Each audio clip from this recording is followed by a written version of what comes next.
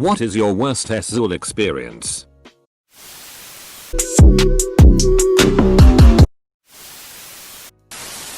There was a girl who used to come around for Monday Night Football and bring pizzas. She worked at a pizza shop and would come from there. Very sweet girl, kinda flirty sometimes. We hung out for most of the season. Super fun. Once playoffs started, the schedule changed and for one game my roommate wasn't there. We ate, drank, smoked a bit, and one thing led to another. After 10-15 minutes of fun I go to remove her underwater. No problem, but she stops me from going down on her. Okay, that's good too. Whatever she wants. When I come back up she mentions that she has genital warts, so I have to put it in her butt if we are going to do anything. I panicked and said no. I'll get a condom. Went and banged around in the bathroom for a bit and that killed the mood. We dressed. Watched the end of the game in silence and it was award for a bit after that. Always felt bad for that whole thing. Kudos to her for telling you and you not treating her poorly. When I was young and just learning about masturbating, my dumbass tried to use Brute cologne as lube and it felt like I was on fire down there. Edit. Thanks for the award. I was abused by a babysitter as a child, so I couldn't even get hard for my first BJ at 15. Girl dumped me the next day and I'm sure told the story to a few people. Pretty embarrassing. When I was in HS I started at a new school and on my first day a girl started talking to me and turned out we took the same bus home and lived close to each other. She invited me over to watch a movie with her and after the movie we got busy. Was great till we switched to doggy and she had tea stains on her butt. Went soft immediately and went to the bathroom and washed my pee-pee. Left without saying anything. Still feel bad that I didn't tell her why. A one-off with a girl I'd went on one previous date with.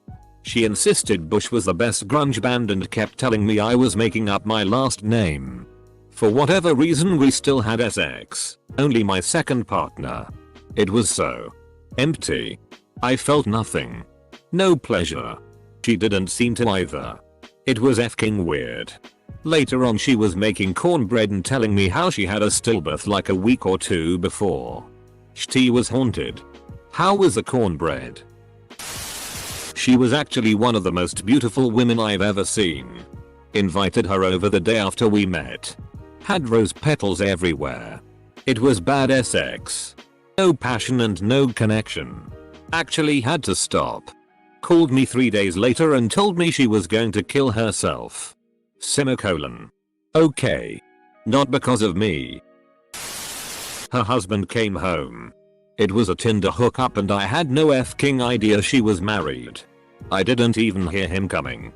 1 minute I was banging her from behind. The next time in a f***ing chokehold and rapidly losing consciousness while she screams and begs him to stop. I black out. And when I come around I'm lying in the garden. Naked. With all of my clothes scattered around me. Apparently he dragged me down the stairs by my foot and my head bounced off of every step. Then he dumped me outside.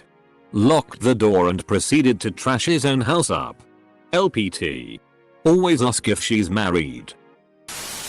Met a girl at a party. We hit it off and went on a few dates. She came over to watch some movies and we eventually moved into the bedroom. She wanted the lights off. And just laid there like a body pillow.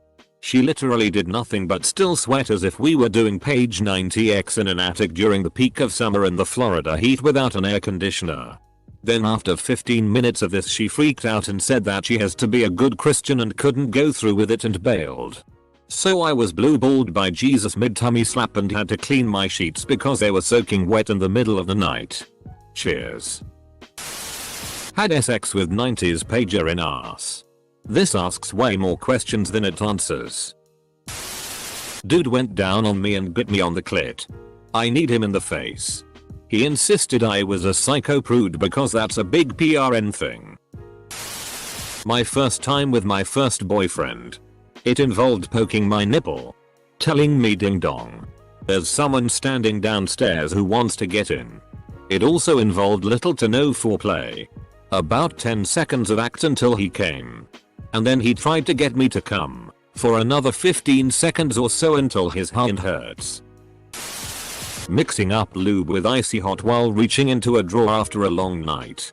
As bad as it was for me, she definitely got the worst of it. Hope you're doing well, Ashley. I was giving head and the dude says he wants to come in my mouth. So I said yes. I don't know, but I think he was coming beerer. It was so nasty. I thought it was piss. But apparently it wasn't. Tasted like Warray watered down Coors Light. BTW, this happened to me 2 other times in my Azul history. With 2 other different guys. I'm thinking maybe they drank a ton of beer every day. So it made their sperm watery? It's a thing. You are probably right on the money. Similar thing happened to me once with a woman I was with. I shit you not. She tasted like damn pineapple. For context, AF King loved pineapple. So that was probably my favorite giving oral session ever. Was on a long drive late at night. And my girlfriend decided to give me roadhead. It was going rather nicely and I was getting close. When the tractor trailer in front of me hit a bump. The doors flew open. And boxes started spilling out all over the road in front of me. So I'm screaming, swerving, and swearing. Hitting boxes here and there. With her head in my lap also screaming. Got through it. Pulled over. And haven't had roadhead since. I think it's crazy that people attempt roadhead. Met a girl on Tinder and she looked very different from her photos, but it had been a while and she seemed cool, so we got drunk and went back to her place. I overdid it on booze a little bit, so I didn't really pay attention to the place, but I could tell it was very dirty.